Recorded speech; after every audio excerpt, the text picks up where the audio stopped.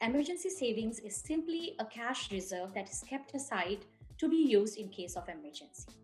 So when I say emergency, it can be a condo repair, car breakdown, medical expenses, or in case you have to fly abroad to meet your family members in case of emergency.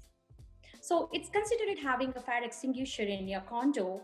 It's good to know that it's there and not use it rather than not having it and have to use it. I would recommend 3 to 6 months of your living expenses. When I say living expenses, that is considered as your rent, food, your utility. So once you get your paycheck, maybe print a statement and see how much do you spend on all of this. And everybody has their different circumstances. If you feel like that's too much to save, then maybe start as small as $25 a month or maybe $50 a month. A great tip to start saving would be like, do an automatic transfer of $25 or $50, or again, how much ever you can afford, going every month into your savings account.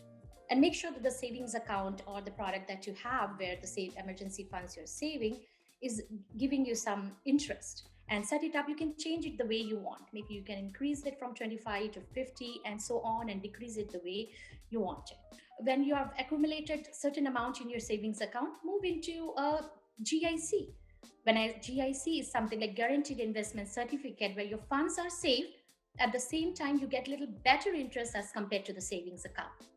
Once you have accumulated enough and you're ready to take another step, maybe ask your financial advisor about mutual fund and move that some of the funds into the mutual fund.